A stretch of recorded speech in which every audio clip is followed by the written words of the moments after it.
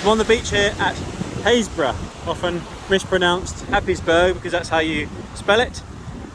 Really tough coastal management decisions have to be made here.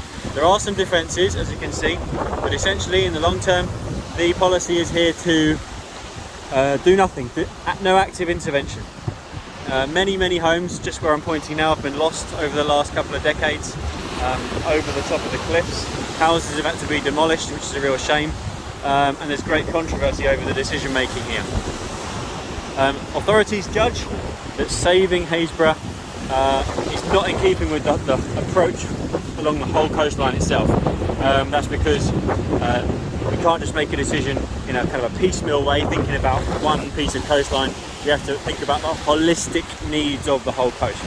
But however, that said, short term, some defences do continue to be funded along this piece of coastline, with the aim to lessen the quite severe social and economic impacts of the erosion to the town just behind this piece of coast. Longer term though, we've got managed realignment / do nothing to allow cliff erosion, managed realignment in order to allow cliff erosion to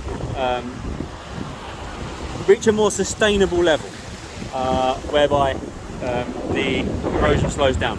If you have a look on the Google Earth timescale bar, you can see what's changed over the last couple of decades. There's been a huge amount of erosion in this section just in front of me here. It's quite startling how many homes have been lost and how bad that's been. There used to be a project, the Norfolk Pathfinder project, which was in place to support the Happisburgh community.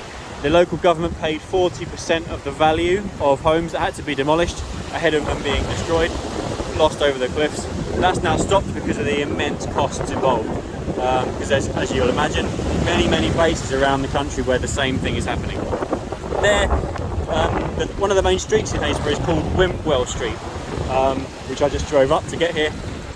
And there was, mentioned in the Doomsday Book, a village called Wimpwell, but there's no recent records of that village, and nobody knows quite what's happened to it. The best guess is probably that Wimpwell is out there somewhere.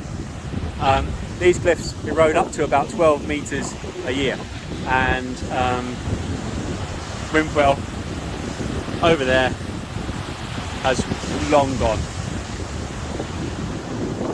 Thank you very much.